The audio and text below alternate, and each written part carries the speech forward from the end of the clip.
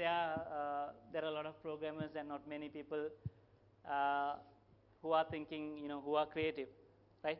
That is what you can do here. You can be a programmer who can also come up with concepts, right? Wouldn't that give you a bit of leverage when you're in the industry, right? You might not work for GTS. You might want to work for Electronic Arts. So if you want to do that, just being a programmer might not be enough. You have to think on your feet, and you might need to even be a good designer, right? You need to come up with these concepts as well, right? So and then you get the musicians. I don't have to define what the musician is, right? So musicians in our game, we are creating a few games at this moment, and we don't use musicians full time, obviously, right? Because they are used at the end. Once we have everything in mind, I think you heard the musicians and the audio engineers. We recruit them only when needed, right? So those are like for us, for maybe Electronic Arts, who has 8,000 people, they will be having particular people to work on the music and the audio work. So audio engineers, what do you think their task is?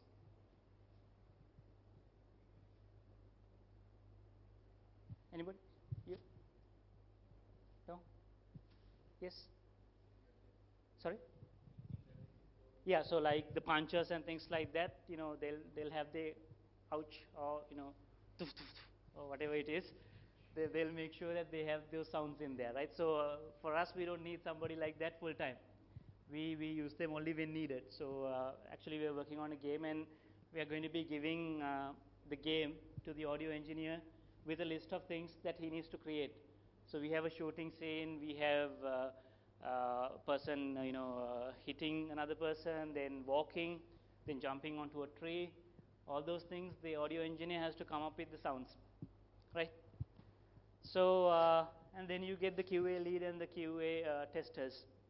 So QA lead, I think this is maybe common for software engineering as a whole as well. They'll come up with the concept of the list of things on how the testing is going to happen, right? And the QA testers are the ones who will be making sure that they follow the list that the QA lead has given and play a game.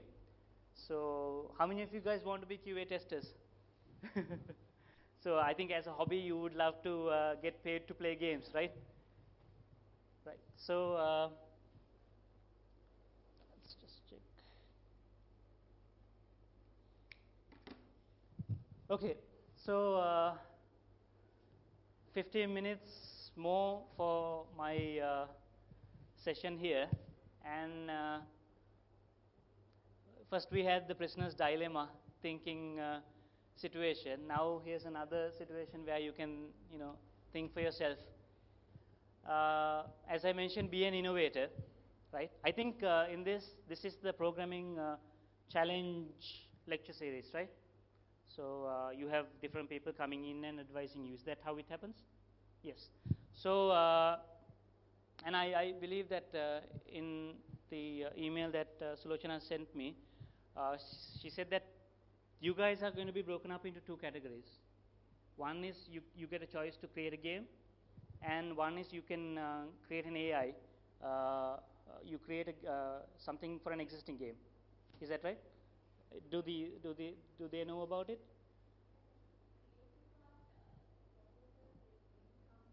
All right. Okay. Okay. Right. So in the very near future, you will have a choice. Is there a particular number that some people there's 50 people for creating a game? No.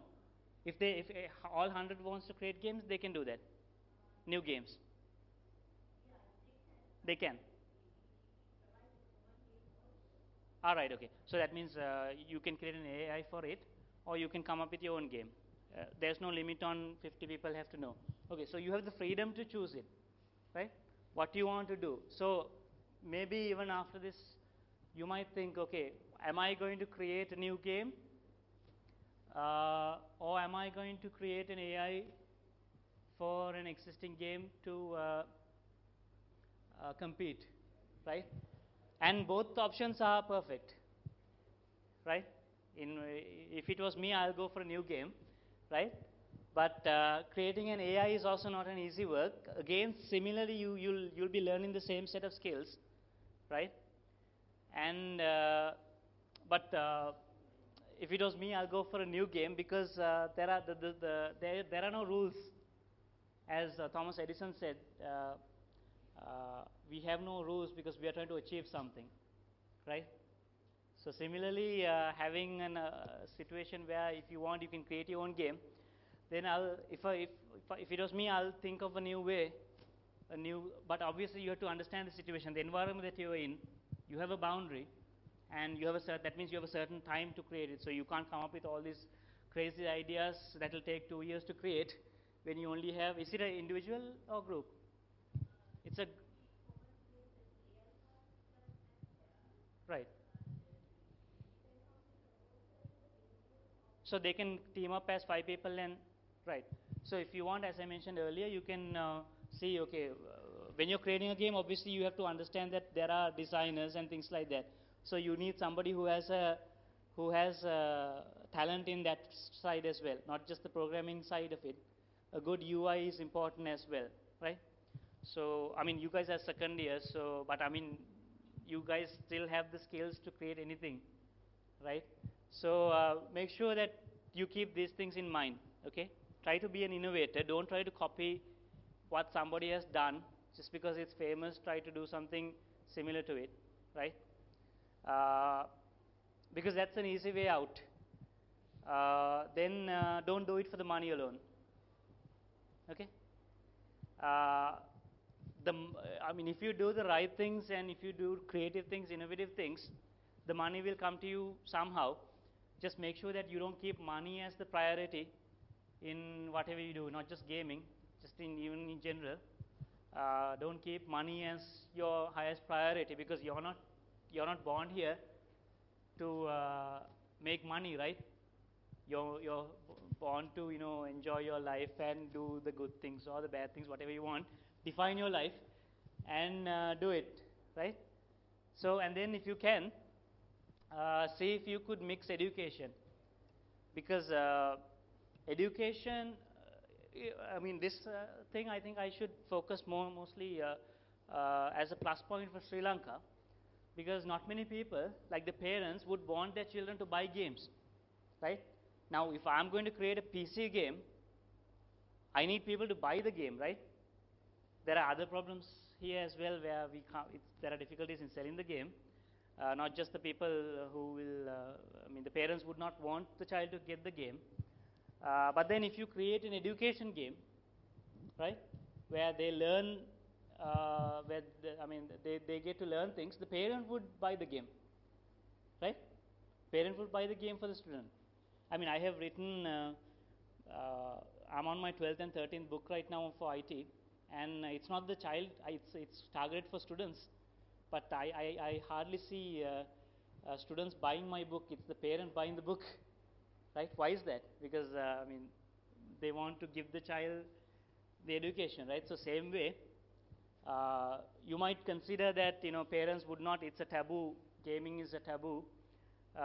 They wouldn't want to buy the game, but if you create educational games, then you're getting the parent involved as well, and you're changing their mindset. And that is something that you might say that it's a barrier, but then this is one way of crossing the barrier. It's by creating education games, right? So then make sure you do your research. As I said, don't believe anything I told you right now.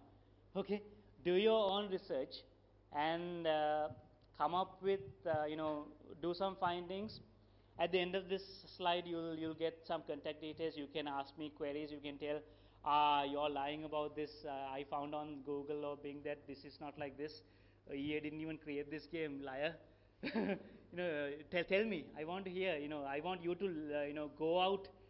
This is more not teaching. It's more like reaching to you guys. Okay. My objective here is not to teach to you guys. It's to make sure that I reach to you guys, right? So if I achieve, I mean, if I reach to you guys, then my objective, my time here is well spent, right?